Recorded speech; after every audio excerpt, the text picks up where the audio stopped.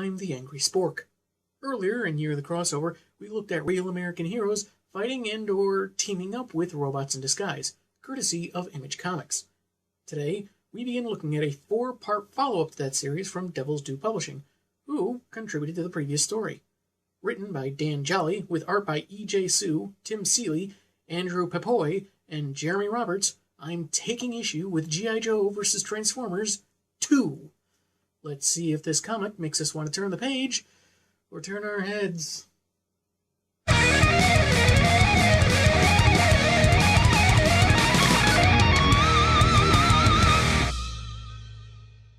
Issue number 1's cover sees Optimus Prime standing next to Snake Eyes' battle mech, standing in front of some destroyed buildings. In the foreground is Duke, holding a broken rod with a tattered American flag tied to it. Wait a minute, I thought Michael Bay wasn't making any more Transformers movies. We open to 3 figures in shadow, sneaking towards a door in a building somewhere in Boston. Narration to the side exposits that 2 years previous, Cobra tried to conquer the world with subjugated Cybertronians, but were stopped by the newly formed G.I. Joe. Kind of omits the Autobots' contribution to the victory, doesn't it? Also, this story was published 1 year after its predecessor, but it takes place 2 years afterwards. Usually comics try to slow down time relative to ours, but whatever.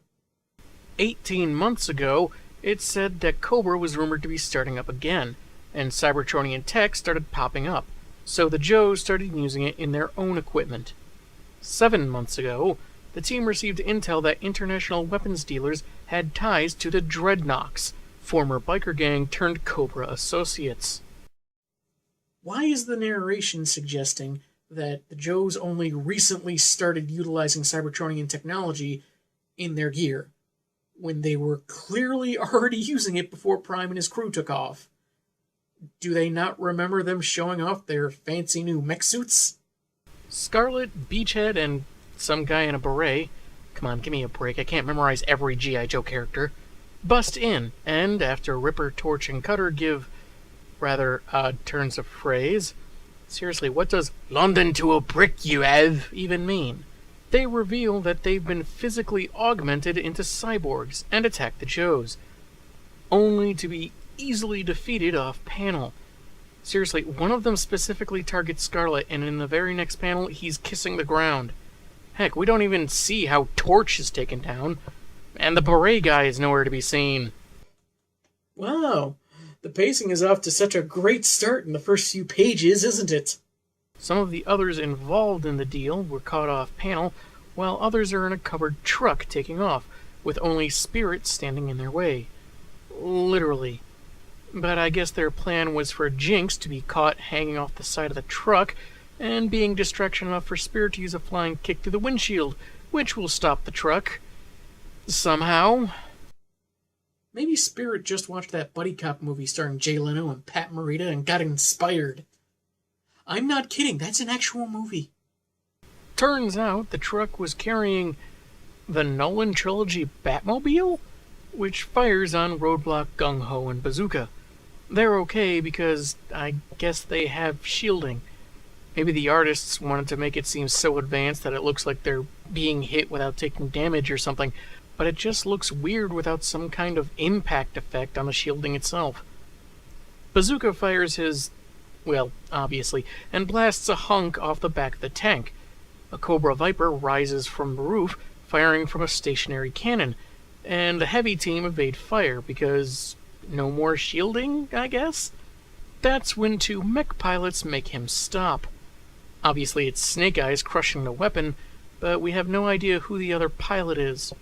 Jinx, who, by the way, is never identified, so anyone not familiar with her will be clueless as to who she is, confirms that they've got the Dreadnoks, the buyers, and the hardware, so it's back to base to interrogate the Viper, referred to as a dangling Chad. Isn't hanging Chad the more common reference to that little circle that stubbornly stays attached to a hole-punch perforated piece of paper? Unless Dan Jolly just grew up in an area where dangling Chad was the more common nomenclature, and possibly the editor too.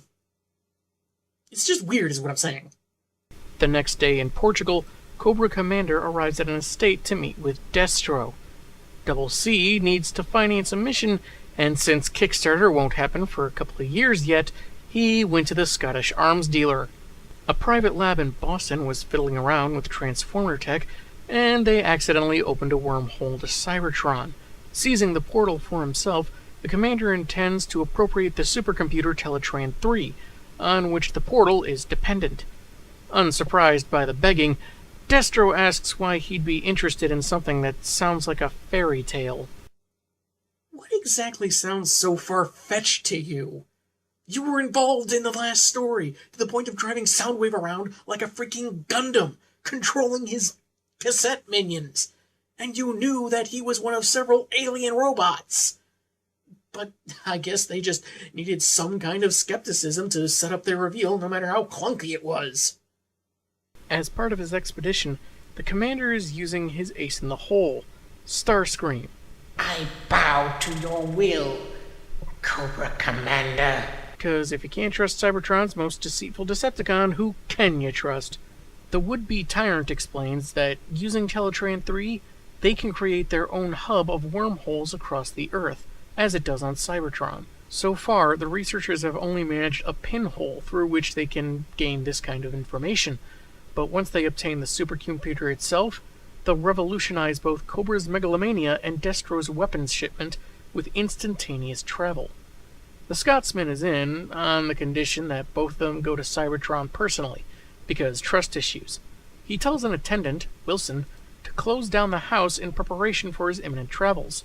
Wilson leaves, and in the following 2 pages that really could have been condensed into one, exits the mansion, jumps into the waters below, and instead of drowning, surfaces on a jet ski, impossibly dry.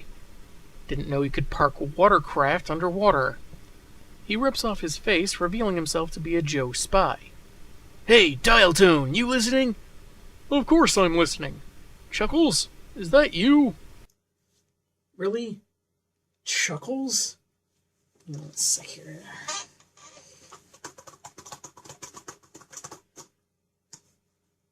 Huh. Turns out that's not a random affectation, but an actual pre-established G.I. Joe character. I think I finally found a code name sillier than Quick Kick. We jump to Cybertron, where narration quickly explains their whole Autobots versus Decepticons deal, and ever since Prime and his crew returned from Earth after millions of years, they've become resistance fighters on a planet dominated by the Decepticon Shockwave. Optimus, Ironhide, and Jazz avoid enemy fire from the Seekers to narrowly escape with a shipment of Enerjump cubes, which should last them until they can steal more. Shockwave isn't all that concerned, finding Prime's attempts at uprising an annoyance, as he has other matters to attend to. Then why are you here? Shockwave's all about logic above all else, so why is it necessary for him to make a dramatic appearance at the scene of something he considers so minor? Back on Earth, specifically Boston, 17 hours later, a truck full of Joes approaches an unimpressive building that suddenly has lights beaming through all its windows. Led by Lady J, the team bursts in to find Starscream and Cobra surrounding their portal device. They exchange fire, with Mindbender pleading for them to stop, trying to warn them before an explosion results in some form of electricity striking them all, and the next thing you know, they're on Cybertron.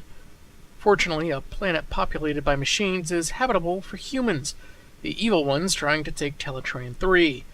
However, Mindbender states that it's destabilizing because of the grenade causing an energy surge and... Wait, what? Oh, there it is. Sheesh, you can barely see the thing that caused all this. Really, they should have made it stand out more. Anyway, T3 unleashes another burst of energy, seen enveloping Transformers of both factions across the planet. When the chaos settles, Cobra orders the Joes killed, but Lady J points out how stupid that is when they're on literal alien territory. This is a sentiment praised by Shockwave, arriving with a few other cons. He orders his troops to fire on them, but the tower begins to rumble, and crashing through the roof is a much bluer-than-normal Perceptor and Ultra Magnus, the latter of whom delivers suppressing fire, plugs a cord from his chest into the floor, and establishes a force field while the microscope bot fires on Starscream, which ties him with an energy rope of some kind. That's new. Usually what I shoot at just blows up. But considering what I shoot at, I much prefer it that way. They can tell the good humans from the bad since they've been briefed by Optimus Prime, and Perceptor links up with Teletran 3, much to his chagrin. The two Autobots were drawn by a severe temporal spatial disturbance, one that's tossed several Cybertronians on Earth across different time periods. If they aren't returned, terra firma will experience feedback akin to a nuclear holocaust echoing through time, washing the planet in fire every decade for 400 years, exterminating the human race.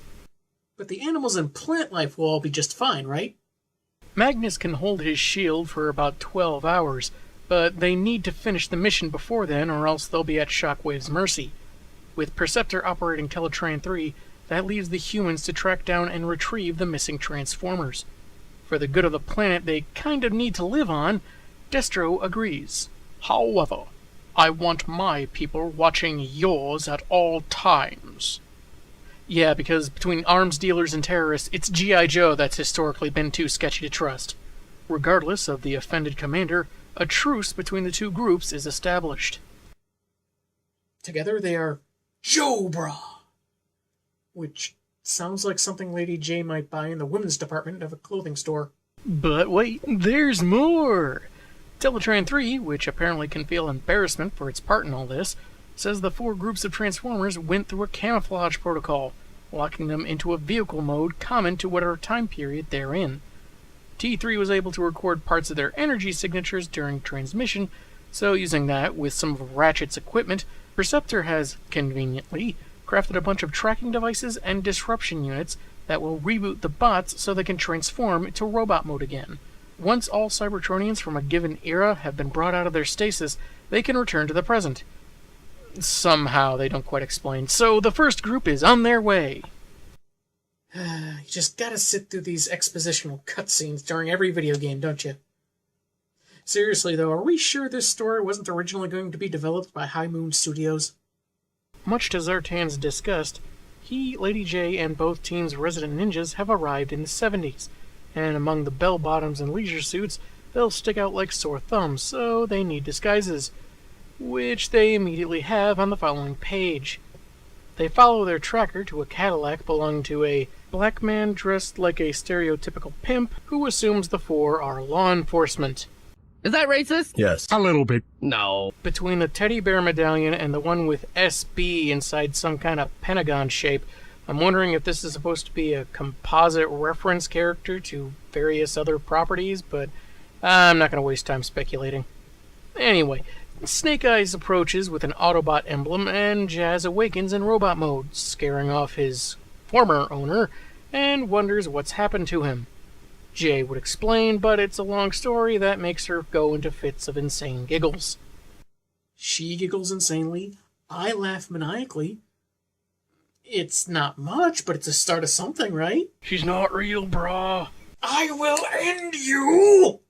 Though Jazz has already scanned her pulse and galvanic skin response to determine she was being genuine, so they'll fill him in on the way to their next target in Oakland. They're soon in a junkyard near a yellow AMC Gremlin. I don't understand. This car is perfectly functional. Why would it end up here? Believe me, it's not that shocking. Take that, American Motors Corporation of the 1970s. Even though the joke is kind of lost on anyone that isn't familiar with vehicle designs or can hardly tell what this particular model is, given how small it's drawn. But yeah, take that. Speaking of not shocking, the car is actually Bumblebee, and after 5 minutes to catch him up to speed, they're off to find the other two signals. Any more questions? Yeah, why does everyone get to transform into big fancy cars but me? This sucks. Okay, in 3 years you get to be a slick-looking sports car. But you have to be in a Michael Bay film. Several of them, in fact. Not so wonderful now, is it? Unfortunately, they've hit a snag. The next Transformer is in a less than isolated area about to be driven off by someone, and Jay isn't about to go with Zartan's idea of shooting him from afar and hiding the body. And the guy's dialogue here, asking why someone would have just left the car sitting there, suggests he's stealing it. Though that raises a few questions about how he could steal a car that's actually a sentient robot in stasis. Moving on. The lead Joe has an idea that can get them their latest find and take them to their final target. While driving Jazz, Jay drives alongside the supposed thief. Howdy, sailor. I just love a man in a fast car. Catch me, and I'll show you how much. Then she drives off. If that had been me given that offer by Lady J, I would have just jumped out and started running. The car would have just slowed me down. As she races down the street, her companions, reluctant and otherwise, follow behind in Bumblebee. Grand. She gets to pretend she's in a Steve McQueen movie. Naturally, we're stuck in the soapbox derby car. Hey! Who's Steve McQueen? Just be fortunate that a certain Pixar movie wasn't out at the time of this comic's publishing, so he didn't confuse a famous actor of the era with a talking car voiced by Owen Wilson. Fitting as that may be, given the circumstances. All three vehicles and their occupants eventually stop at a hangar with a plane and several cops inside. And even with the possibility of time-scorched Earth, Lady J isn't allowing for fatalities. She gets the driver she lured out of the car, calling him Kid, even though he kinda looks older than she is, and the hot rod is revealed to be a hot rod. Go figure. Meanwhile, Storm Shadow awakens the aircraft, the Decepticon Blitzwing. After a moment of clarity, he instinctually tries attacking the Autobots, but Lady J hits a switch on one of Perceptor's devices, and they're transported back to present-day Cybertron, leaving the officers and joyriding carjacker bewildered. Elsewhen, Roadblock, a Cobra soldier, Baroness, and Beachhead arrive in a different decade, where they're immediately treated to a pair of cars opening fire on one another with Tommy guns. Closing the first issue. I have to say, the pacing was kind of rushed in several places, events occurring almost instantaneously between panels, leaving out details, and necessary though it was, it did get a little exposition heavy. But the premise is pretty fun sci-fi. Issue number 2's cover features Wheeljack doing an homage to that old story Metropolis, no, not Superman's home, next to a nondescript man holding a Tommy gun. Kevin Costner stars in The Unrustables. And this first page picks up immediately where the last page of the previous issue left off, which is kinda weird. Usually with these multi-part stories, they have at least one panel or one page to establish things from the previous issue, if maybe with a few minor changes or something, but it feels like issue 1 ended with the first page of issue 2. While it maintains a certain flow if you're reading these back-to-back, it seems rather odd that they begin with Roadblock's keen eye for car models, saying the shooters were in a 1935 and a 1936 year cars, and appears that they're in Chicago. After narrowly avoiding another pair of vehicles, this time the police, the four duck into an alley. While Roadblock is rather excited given his apparent love of gangster movies, the unnamed Cobra goon is not taking things well. Alien machines and teleporting to other planets are one thing, well, okay, technically two, but time travel is a whole other animal for him. Baroness suggests they blend in, find appropriate clothes, and even develop personalities, whereas Beachhead would rather avoid being seen altogether. There's one signal 10 miles away, four grouped together much closer, and one that's practically a stone's throw away, so it'd be better for the two Cobra lackeys to do what they're told. If you expect me to act like some filthy commando crawling around rooftops and such, you can just forget it. Meanwhile, at the Contradiction, the four overlook a gas station where several hoods are near their first Transformer target, a red truck with a blue trailer.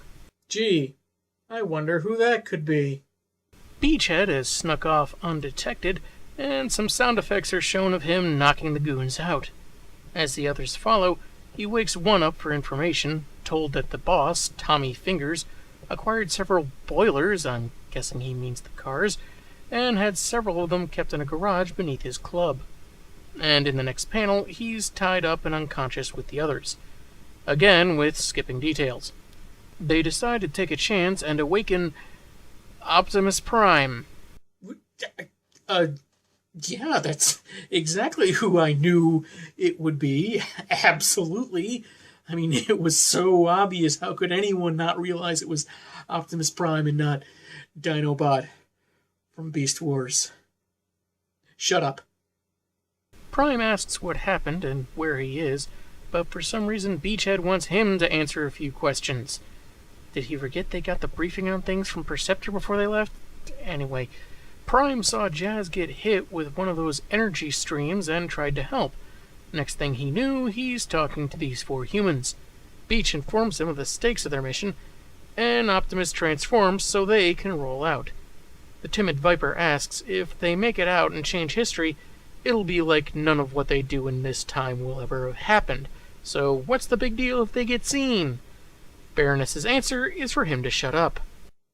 Maybe time travel and causality are too confusing for her, and she's too proud to admit she can't formulate a reasonable counter-argument. Or maybe he's just stupid.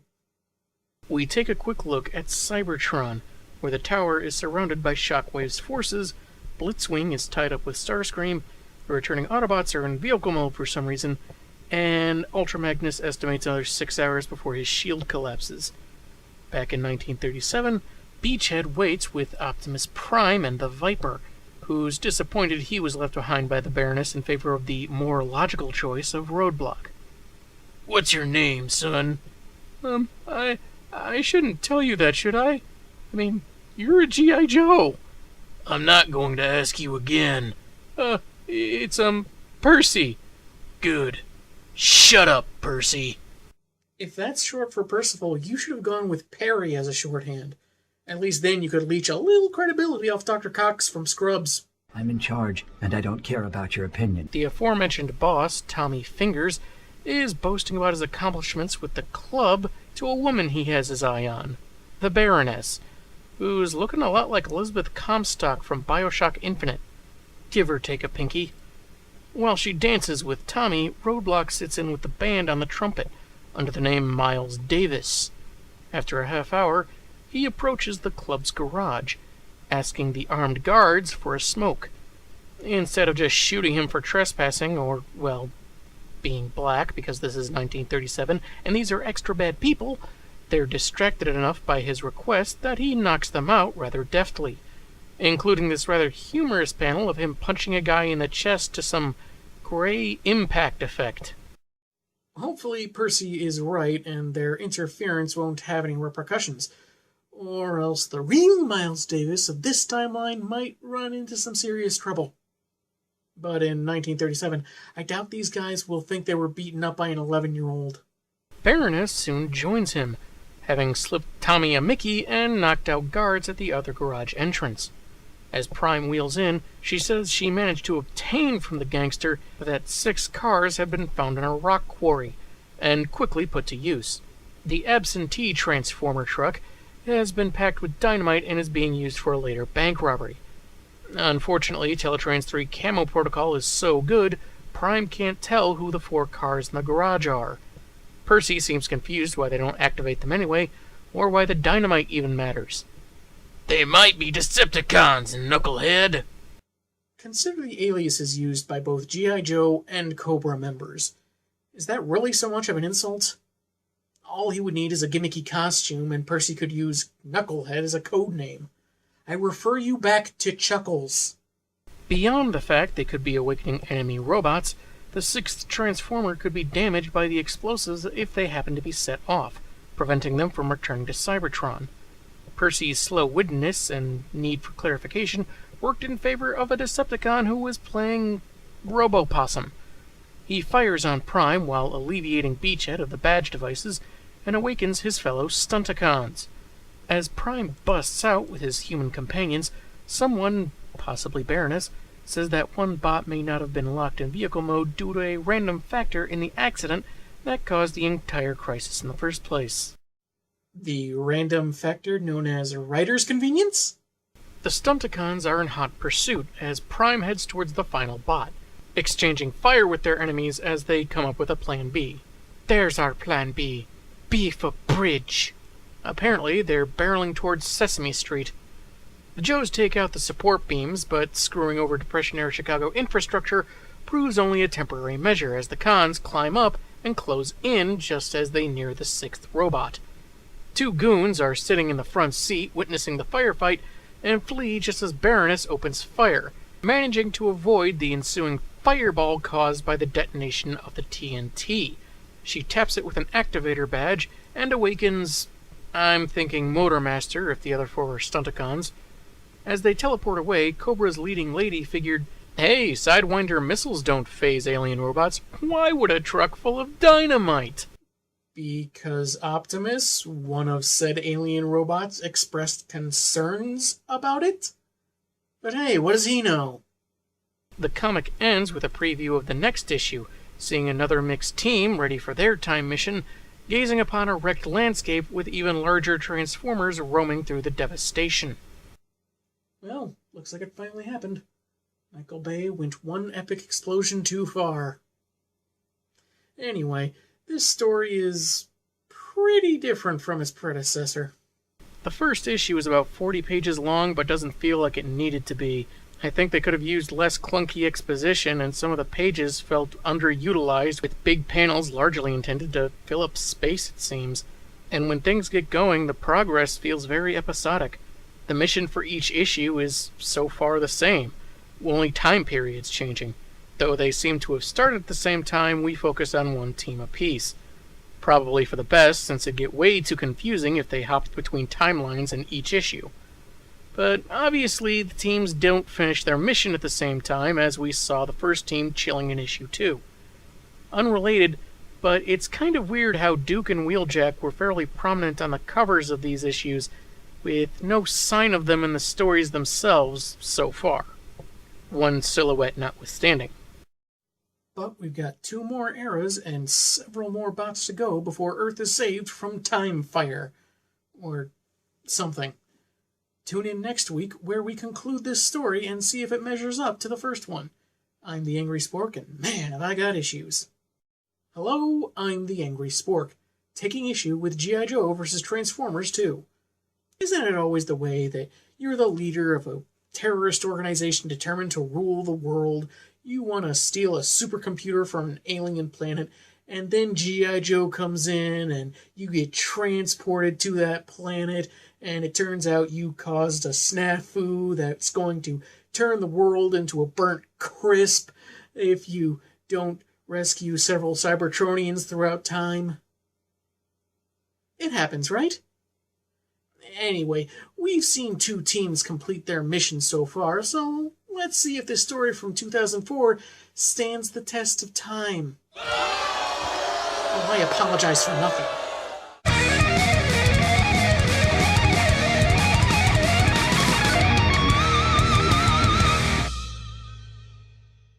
Issue number 3's cover sees a Decepticon, about the size of a combiner, but I think it's supposed to be one single bot, standing in the water with several partially submerged buildings. It's likely off the coast of Manhattan, since he's holding half the Statue of Liberty in one hand. Now what will G.I. Joe defend during the opening theme of the animated movie? Jerk. The issue begins with Joe's barbecue in spirit alongside Cobra twins Tomax and Zaymot, along with Dr. Mindbender, in a devastated city patrolled by G1 movie-style sweep drones.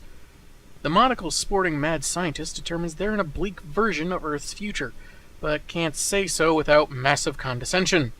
Fortunately, they only have one displaced Cybertronian to find, about 5 miles away, but before they can head out, they're discovered by a pair of sweeps that open fire on them. The robots are then taken out by the Dreadnoks Torch, Buzzer, and Ripper, sporting even more cybernetic augmentation. The trio are surprised to see the time-hopping group, as they apparently died 15 years prior. Which, if I'm right, would put them in 2019, 2020, something like that. Which means, Ravage Planet or no, they're a lot closer to a 5th season of Sherlock at the moment than we are. A short time later, the now former Dreadnoks are leading the group through a sewer, having lost interest in fighting fellow humans since Shockwave invaded and conquered the planet.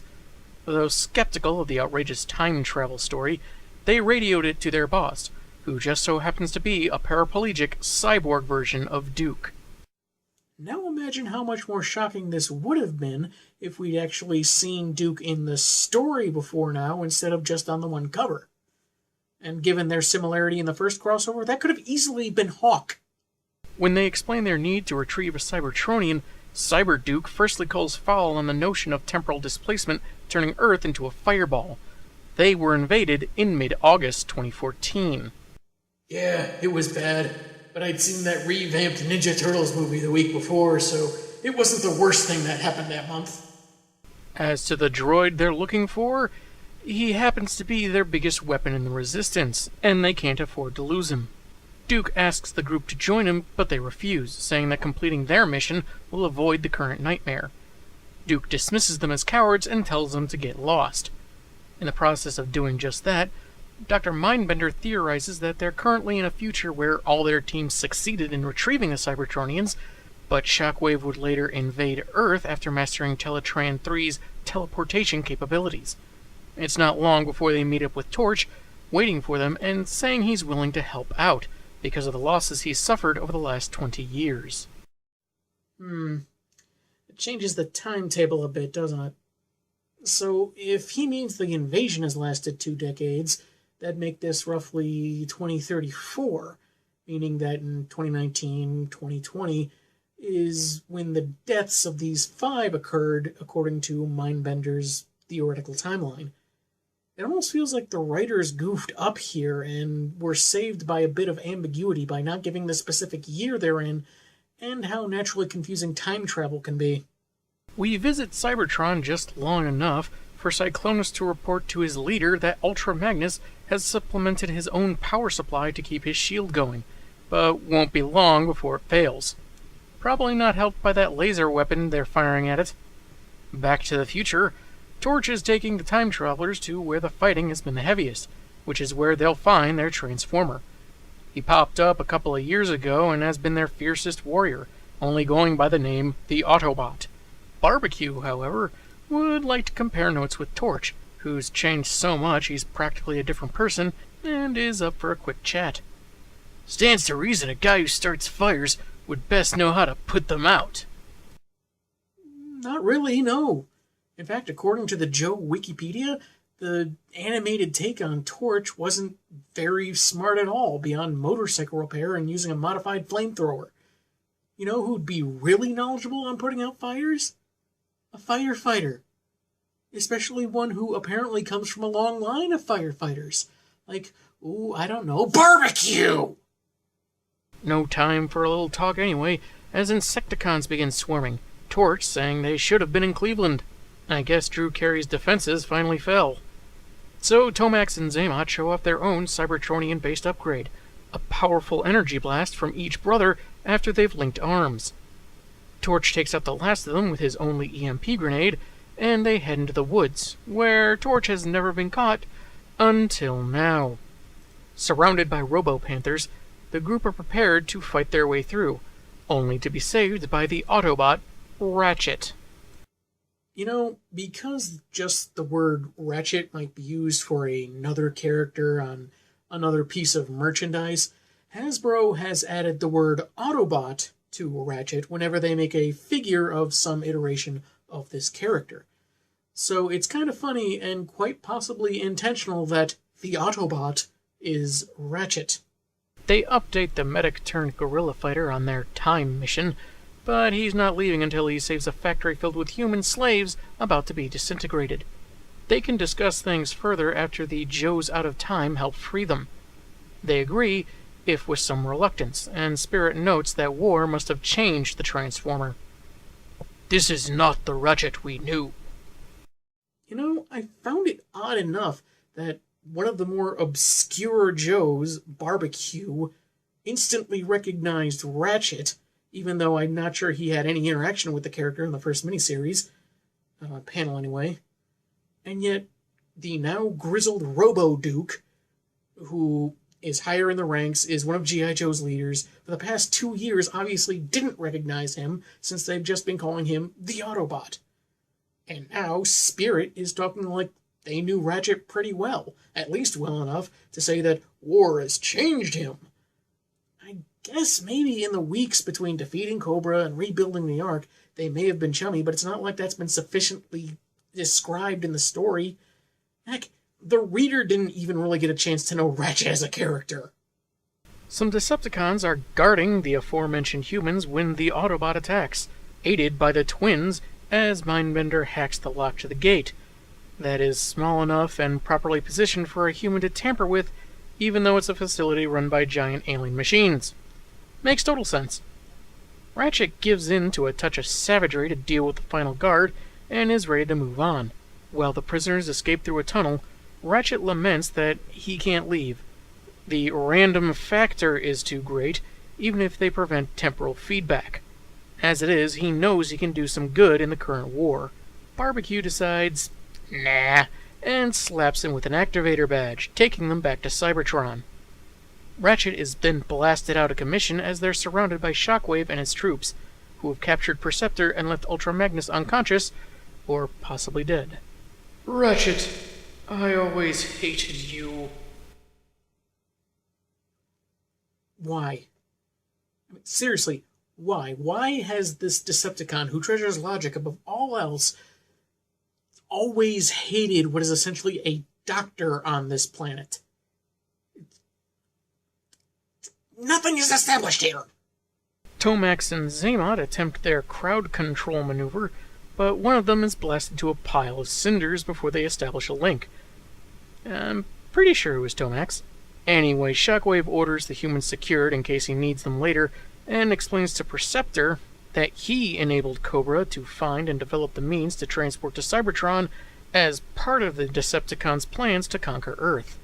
With the knowledge of the sweeping fire that will soon befall the planet if the last away team doesn't return, he adjusts Teletran 3 to keep the gate open but not allow anyone through.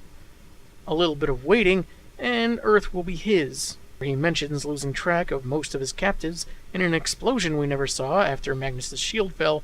We see Beachhead, Beret Guy, and Lady J skulking through corridors just their size. And it seems J is back in her uniform since we last saw her in a jumpsuit. I guess she changed before that unseen explosion, given the battle damage. You know, getting their blending in clothes wasn't really explained, but it was something of a minor detail, so I can understand why it was left out. But it also didn't explain what they did with their usual attire before they found Jazz. I mean, did they have them on underneath, or hide them until they found Jazz and then got them before getting Bumblebee? Or, you know what, let's just move on, because this is about to get as confusing as the time travel stuff. Issue number 4's cover is pretty neat. Jay atop a roaring Grimlock against a charged electric background. The phrase riding the metal dinosaur comes to mind, but it sounds like a colloquial metaphor for an addiction to machine shop reality shows. Autobots, we're going to prove who we are. Sorry, Bayformers Prime, Lady J did it first, and by virtue of not being in the Bay movies, did it best. Also by virtue of being Lady J. Don't judge me. We open to the tower being surrounded in the air as well as the ground. Character captions between CoverGirl, Stalker, Destro, and Beachhead noting how they lost track of the other Joes and Cobras when the shield fell, as well as the Autobots, and how they have to remain radio silent to avoid detection. And on this splash page between the Beret Guy I don't remember from the cartoon and the name Stalker being mentioned for the first time in this story, I'm guessing that's him. And the Joepedia confirms as much. Funny how the first time they bother to mention this guy by his code name is in a narration caption in the final issue in a panel he's not even in. You know what would have helped clear this little confusion up? Captions! See? Admittedly, they did do the same thing with CoverGirl, but since I knew her from the cartoon, I didn't notice it right away. And wait, Xamot is there? Why? He was captured with the third away team. After the explosion, when everyone's scattered? How did And Lady J's back in her 70s, guys? Did she decide to change back after her uniform got torn up? Or did no one bother to tell the artists about continuity for the past couple issues?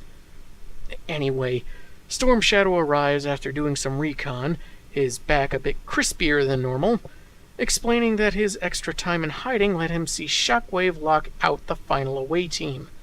So he can draw a schematic of the sequence used on Teletrain 3. After a few minutes, CoverGirl is tending to his wounds while Beachhead devises a plan he can't take part in. It requires anyone that has 0 metal on or inside their bodies to climb up the way they came down, and the only ones who qualify are Lady J and Roadblock. In their underwear. Considering how fan-service-y comics can get, points to the artists for restraining themselves where Lady J is concerned. I'm sure I won't have a reason to rescind that anytime soon. They begin their climb, and we jump to the Decepticons, one of whom, not Cyclonus, begins talking to Shockwave, and the statement is concluded by Cyclonus as if he'd been talking the whole time. Which is weird. Anyway, he remarks surprise at the leader's plan, thinking he'd overestimated the Earthlings' capabilities to make use of the teleporter using scraps. The logistician says humans are clever but observably predictable, and he plans to vivisect some of them once they've been rooted out of the tower, for educational purposes, so it's okay. Meanwhile, an arcing energy pulse between 2 wires is headed towards Roadblock, too fast for him to evade, but apparently slow enough that Jay can explain herself while she goes full gymnast and increases the distance between the wires, letting the pulse pass through him harmlessly. Block is thankful, but it's time to get a move on. And it seems the neckline of Jay's undershirt has dipped. You just couldn't help yourself, could you, artists? They remove a floor panel, oddly enough human accessible, and are back where they started. Perceptor bound in a different color energy restraint, and Shockwave and his goons surrounding him. The leader monologues about how Earth will be ripe for strip mining after the temporal cataclysm, and might even put Perceptor in charge of operations. Which doesn't sound logical, but maybe he's taunting him.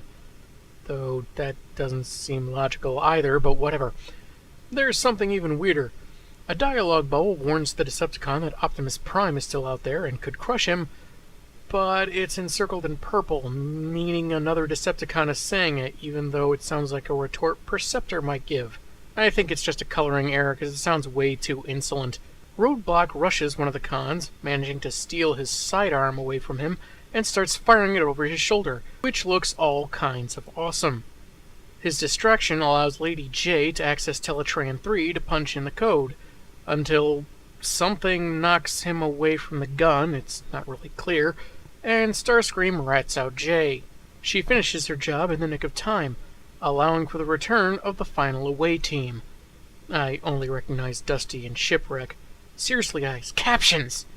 And with them, the splash page introduction of the Dinobots. I've said it before, and I'll say it again.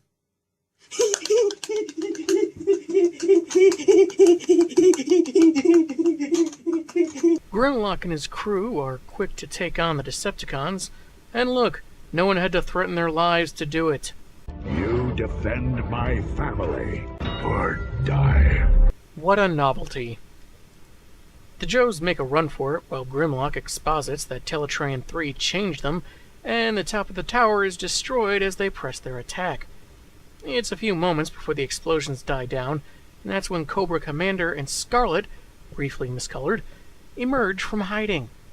In a manner much more eloquent than his classic incarnation, Grimlock explains that section of the city is clear, and asks where Optimus Prime is. Yet despite his more normalized speech, his line about crushing all Decepticons still sounds more natural from him than some dialogue from some bots. We will kill them all. What a criminal waste of Peter Cullen's voice! It's a day later, which I'm sure must have been fun for humans on a planet not equipped to facilitate organic life. You know, food, restrooms, mattresses. And Prime exchanges gratitude with the Joes, while CoverGirl and Storm Shadow give each other maybe-you're-not-so-bad glances, and Destro bickers with Cobra Commander in a heated exchange with no dialogue. Upon returning to Earth, all traces of the jump gate will have to be destroyed so Earth is never imperiled like this again. Huh, Jay's neckline did another dive, but it looks like she borrowed someone's jacket anyway. Baroness, still rocking her 30s-era gown, asks whatever happened to Starscream, the commander's ace in the hole. He thinks the con escaped during the Dinobot attack and doesn't really much care.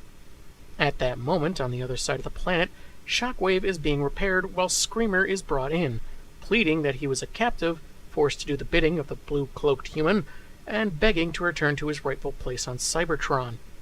Considering the Seeker was the only one to see one of the Joes tampering with Teletran 3, Shockwave is willing to go with it. And that's when a pre-recorded message plays through Starscream's chest.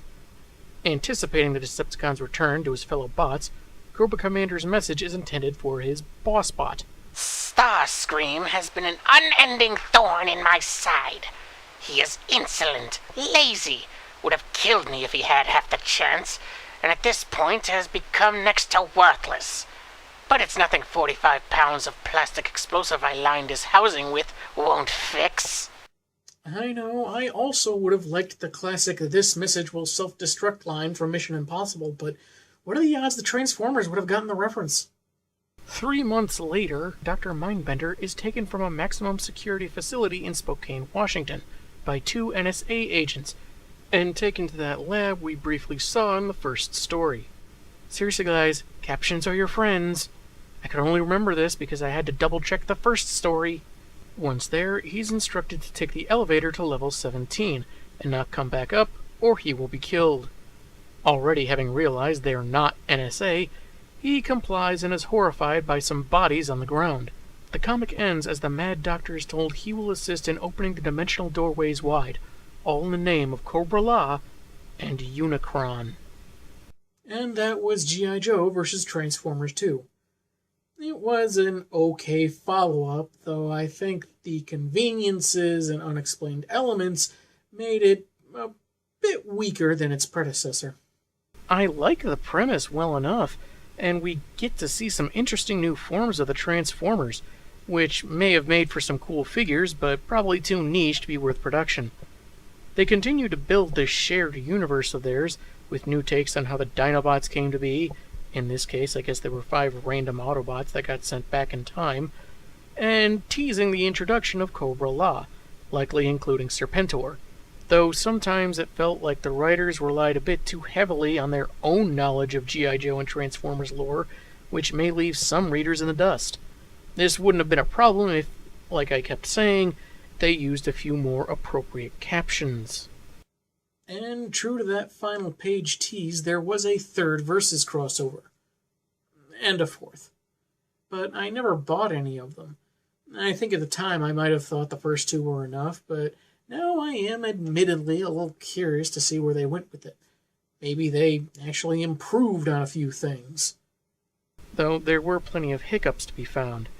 The random factor felt like an excuse for the writer to ignore his own rules as it felt necessary, so even though the Cybertronians were supposed to be unawares in vehicle mode, a couple of them were totally conscious, and one was always in robot form.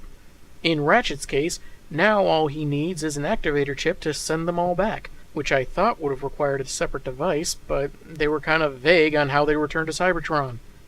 And random factor could be a term for a lot of conveniences in this book.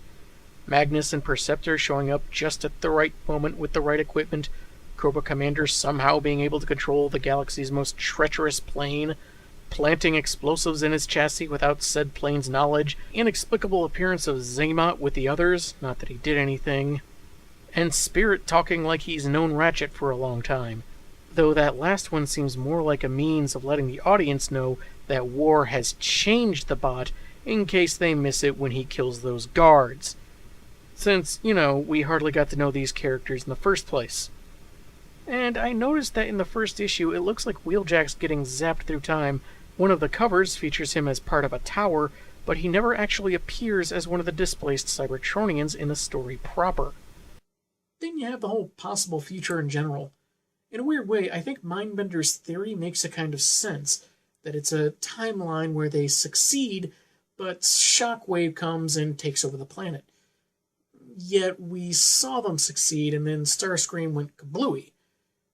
It would have to be a version of events where Scream either never exploded or did so away from the new Decepticon leader.